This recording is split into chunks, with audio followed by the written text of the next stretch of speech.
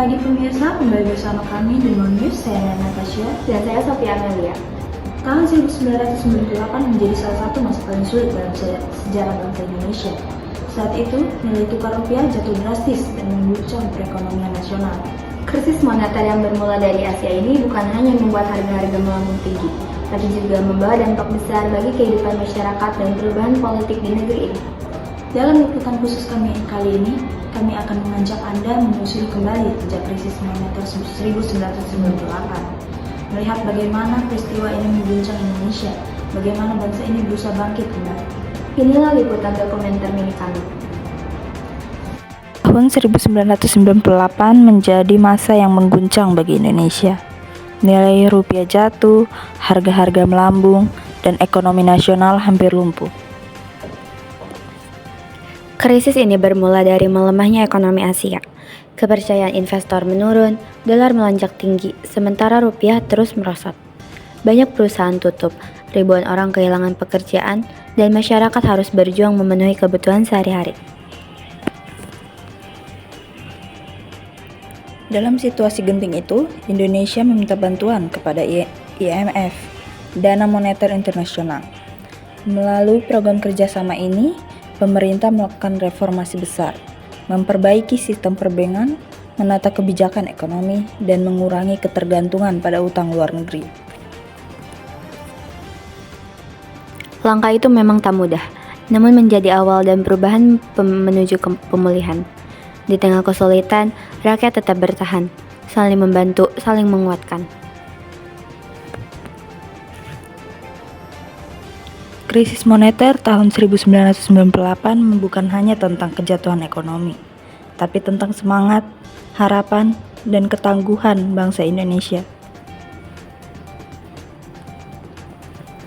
Dari masa sulit itu, lahir kesadaran baru, bahwa seberat apapun badai ekonomi yang datang, Indonesia akan selalu mampu bangkit, lebih kuat, dan lebih bijak menghadapi masa depan.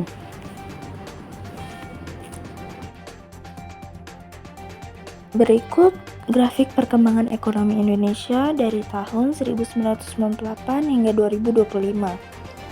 Grafik pertama menunjukkan pertumbuhan perekonomian Indonesia dari tahun 1998 hingga 2025. Terlihat jelas, pada tahun 1998 terjadi penurunan tajam hingga kurang dari 13,1% akibat krisis moneter. Namun setelah itu, ekonomi Indonesia berangsur pulih dan terus tumbuh stabil di kisaran 4-6% per tahunnya. Meski sempat turun kembali pada tahun 2020 akibat pandemi COVID-19, pertumbuhan ekonomi kembali positif pada tahun-tahun berikutnya, hingga mencapai kisaran 45% di 2025. Sementara itu, diagram lingkaran kedua memperlihatkan perubahan nilai tukar rupiah terhadap dolar dari tahun 1998 sampai 2025. Tahun 1998 menjadi masa paling berat dengan lonjakan nilai tukar hingga lebih dari 185,7%, menandai anjloknya rupiah. Setelah krisis, pergerakan kurs cenderung lebih stabil, meski tetap fluktuatif mengikuti kondisi global dan domestik. Secara keseluruhan, kedua grafik ini menggambarkan perjalanan panjang ekonomi Indonesia dari masa krisis menuju stabilitas dan pemulihan yang berkelanjutan. Kerugian yang didapat dari tragedi tahun 1998 ialah rupiah anjlok, harga naik, perusahaan bangkrut, PHK massal, kemiskinan naik, kerusuhan sosial, investor kabur. Ada juga keuntungannya ialah reformasi politik, perbaikan sistem keuangan, otonomi daerah, efisiensi perusahaan, UMKM berkembang, dan masyarakat lebih kritis.